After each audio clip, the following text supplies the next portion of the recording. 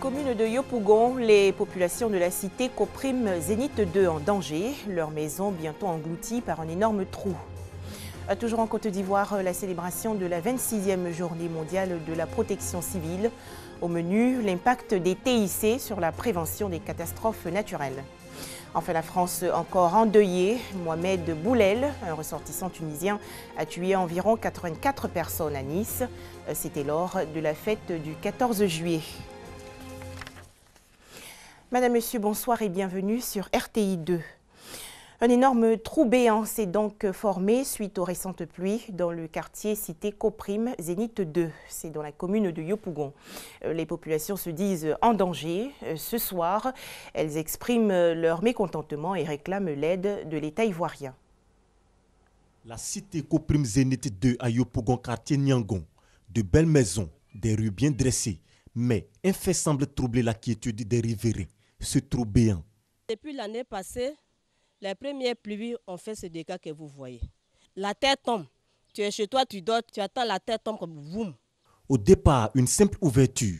Le fossé s'est agrandi à chaque saison de pluie et s'est rapproché dangereusement des habitations. Désormais, on craint toujours le pire. La maison de Dame Brigitte en a fait les frais. Une partie abritant la cuisine est tombée dans le ravin. J'ai fait des courses un peu partout, à la mairie, pour demander au secours pour venir m'aider. Et je suis allée partout. Ils ont dit qu'ils ne peuvent pas faire. La dernière fois où il y a eu la pluie de 3 jours, entre 11h et midi, je vois ma maison qui s'effondre. Le voisinage de Dame Brigitte vit aussi dans la peur. Tout a été dégradé en un seul jour de pluie.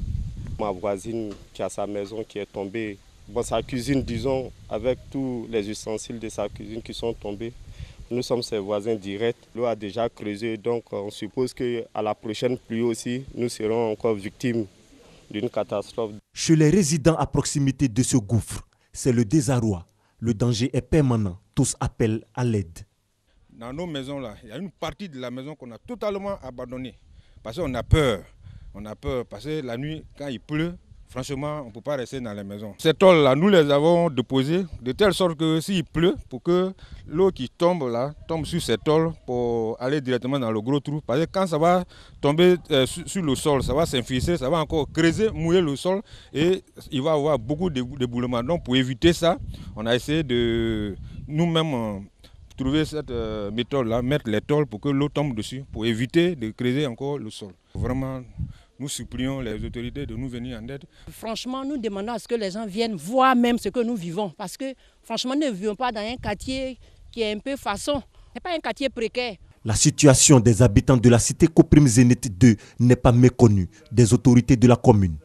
Ce canal s'agrandit d'année en année. Pourquoi? D'abord, il est en terre. Il n'est pas traité, les berges ne sont pas traitées. Les quantités d'eau de ruissellement augmentent d'année en année parce que on construit, c'est-à-dire les surfaces de ruissellement, les surfaces d'infiltration deviennent de plus en plus petites. Et donc le rejet des quantités d'eau devient énorme. Vous allez avoir de grosses quantités d'eau qui vont passer dans ce trou.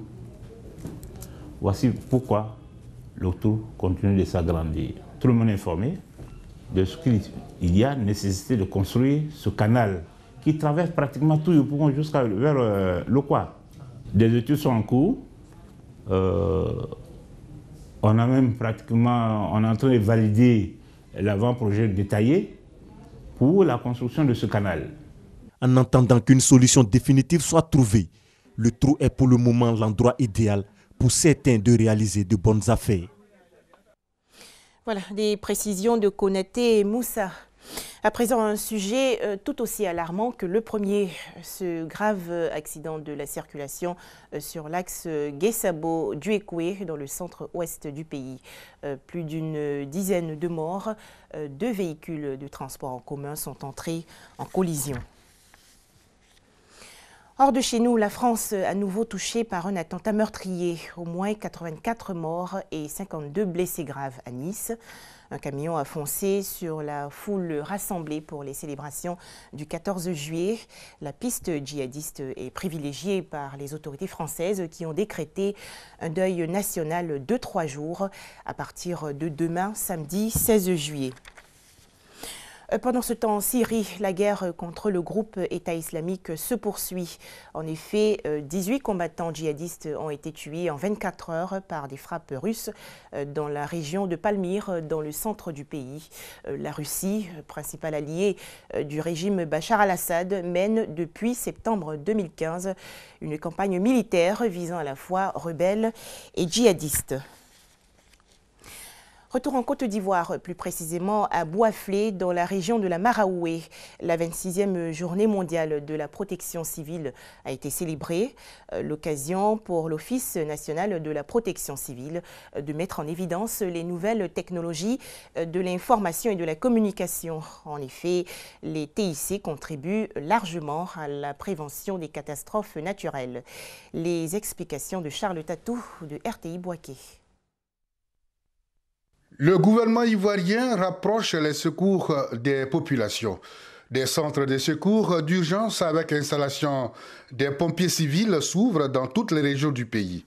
Celui de la Maraoué a commencé à rayonner grâce au concours des collectivités locales. Nous avons pu loger les sapeurs-pompiers civils qui nous ont été affectés au nombre de 45. Les jeunes qui sont arrivés sont très compétents parce qu'en si peu de temps, les résultats qu'ils ont pu récolter sont assez satisfaisants. Le civisme et l'activisme des autorités locales ont milité en faveur du choix de Bouaflé, chef-lieu de région de la Maraoué, pour la célébration de la 26e journée mondiale de la protection civile. Le directeur général de l'Office national de la protection civile réaffirme la décision de sa structure d'intégrer désormais les nouvelles technologies de l'information et de la communication dans la prévention des catastrophes. 30 centres de secours ont été créés par M. le ministre d'État de l'Intérieur l'année dernière. Et Bouaflé est la deuxième ville qui nous a offert un siège. L'utilisation des drones, l'utilisation des bulletins météo. Par ces mécanismes, les décideurs sont informés et les populations sont mieux protégées. Des communications appuyées de projections, suivies d'échanges, ont permis aux spécialistes des questions de lutte contre les catastrophes de mieux expliquer l'efficacité des outils NTIC, notamment les émissions de bulletins météo d'alerte. Ils ont également montré le rôle joué par les drones, le GPS et les radios dans la coordination et la planification de la réponse de sécurité civile. Un peu plus loin, à Boaké, dans la région du Béquet, on réfléchit aux problèmes dermatologiques des personnes albinos. L'Association pour le bien-être des albinos de Boaké a organisé récemment une conférence sur la question. Cette rencontre a été également le moyen de sensibiliser les personnes atteintes d'albinisme aux problèmes liés à leur santé. Djeneba Ouattara et Amadou Ouattara de RTI Boaké. L'albinisme, maladie provoquée par un défaut de production de la mélanine, pigment responsable de la couleur de la peau, des yeux et des cheveux. La Côte d'Ivoire compte environ 7000 personnes vivant avec l'albinisme selon le dernier recensement de la population de 2014. Ces albinos, souvent marginalisés, rencontrent des problèmes de dermatologie. Pour permettre aux personnes vivant avec l'albinisme de s'approprier des mesures de protection contre les agressions solaires, l'Association pour le bien-être des albinos de Boaké, ABEAB, a initié une conférence sur le thème « Les problèmes dermatologiques des personnes albinos, quels moyens de protection ?» Nous avons choisi ce thème parce qu'on se rend compte que plein de nos sœurs, de nos frères et sœurs ont des problèmes liés à la peau. Et avec le réchauffement climatique, le problème devient de plus en plus difficile. Dès le petit âge, il faut interdire à l'albinos de se mettre sous le soleil. Et lorsqu'il veut sortir obligatoirement, il faut qu'il s'habille de façon adaptée. L'albinos doit toujours être en manche longue. L'albinos doit être en pantalon. L'albinos doit être en chapeau. Et l'albinos doit protéger sa nuque avec le col de sa chemise. En plus de ces mesures, l'albinos doit utiliser des crèmes qu'on appelle des crèmes anti-solaires. Gratuité des consultations dermatologiques, obtention des crèmes solaires, besoin de verres protecteurs et intégration socio-professionnelle sont autant de préoccupations de cette association en vue de l'épanouissement de ses membres. Des requêtes bien perçues par les autorités locales qui ont promis de leur apporter un appui. L'association pour le bien-être des albinos de Bouaké est née en 2012 et compte une soixantaine de membres. 364 personnes sont atteintes de l'albinisme dans la région de Bouaké. Autre actualité nationale, la mutuelle des personnels du ministère de l'Éducation nationale et de l'enseignement technique fait le bilan de ses activités. C'était lors de sa première assemblée générale ordinaire. Les travaux précisent que plus de 20 000 adhérents ont accès gratuitement aux soins de santé. Les détails avec Éric Goré. Grâce à la mutuelle des personnels de l'éducation nationale et de l'enseignement technique de Côte d'Ivoire, mupemenet.ci, plus de 20 000 fonctionnaires et leurs familles ont accès gratuitement aux soins de santé. Le bilan moral et financier du conseil d'administration de cette mutuelle a été jugé satisfaisant par les adhérents. Nous venons de finir cette assemblée générale. Vu ce que nous avons entendu, le compte rendu qui a été fait, le sérieux qui est mis dans la gestion de cette mutuelle-là, je pense que nous, point focaux, nous allons relayer cela auprès de nos camarades, surtout ceux qui sont sceptiques, qui ne croient pas en l'instrument, pour que tous unis, nous puissions vraiment donner un poids à cette mutuelle-là. La première assemblée générale de la mupemenet.ci a permis aux syndicats et délégués régionaux de faire des propositions pour l'avancement de la mutuelle.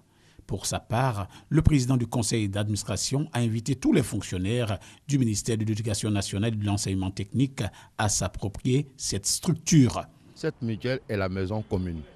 Elle n'appartient à personne, comme je l'ai dit tout le temps. C'est une mutuelle qui regroupe en son sein tous les personnels du ministère de l'Éducation nationale. Et donc, pourquoi rester en marge d'une structure qui prône le bien-être de ses adhérents? La mutuelle des personnels de l'éducation nationale et de l'enseignement technique est née en 2014. Elle est composée des enseignants et des fonctionnaires du ministère de l'Éducation nationale et de l'enseignement technique. L'actualité au Mali, des rassemblements ont été organisés hier à Bamako et Tombouctou en soutien aux protestataires de Gao dans le nord du pays. Selon des témoins, 4 manifestants avaient péri le 12 juillet dernier pendant la violente répression d'une marche. Je vous invite à présent à découvrir ce programme d'accompagnement pour aider les personnes autistes à s'intégrer dans le tissu professionnel. Un magasin associatif de jeux et de livres a été créé à Toulouse, dans le sud-ouest de la France. Sébastien est atteint du syndrome d'Asperger, une forme d'autisme. Pourtant, il travaille comme vendeur dans cette boutique toulousaine de jeux de société, une expérience unique en France. En commençant de manière bénévole, au rythme que je souhaitais, ça m'a permis de me familiariser avec cette activité. Sébastien a été diagnostiqué il y a seulement 4 ans. Une délivrance pour ce jeune homme âgé de 34 ans qui a des facultés intellectuelles au-dessus de la moyenne, mais une difficulté dans la communication sociale, une caractéristique fréquente chez les personnes atteintes d'autisme. Donc on essaie d'aller vers ça dans la commande ? Karine Montoulon a créé l'association Impact pour accompagner les jeunes autistes comme Sébastien qui, une fois sortis du système scolaire, se retrouvent souvent seuls, sans activité. Le magasin 8 Toits leur sert de tremplin pour se familiariser avec le monde du travail. On va travailler le savoir-faire, ça donne de réelles compétences, du faire. Utiliser la caisse, faire des commandes, écrire un mail et vendre à des clients. Et puis on va aussi travailler le savoir-être. Comment est-ce que je me comporte face à un client? Comment est-ce que je me comporte face à un collègue? Je dois travailler en équipe, je dois faire des compromis. L'association fonctionne sans aucun financement public régulier, mais avec des aides ponctuelles et une cotisation payée par les 78 familles qui bénéficient de cet accompagnement. Au siège de l'association, ce matin, des psychologues délivrent un cours de règles de communication de groupe. Avant, quand je parlais aux gens, je parlais de n'importe quel sujet, alors que ça n'avait aucun rapport, voilà. Et donc là, ça peut nous apprendre à parler d'un sujet au bon moment et qui a un rapport. Souvent considéré comme marginal, l'autisme touche pourtant en France un enfant sur 100. Malgré le plan autisme lancé en 2007, Karine Montoulon ne peut accueillir davantage d'enfants. Elle refuse tous les jours l'accueil de nouvelles familles, faute de financement. Voilà, merci de nous avoir suivis. Prochain rendez-vous demain, samedi 16 juillet à 19h30.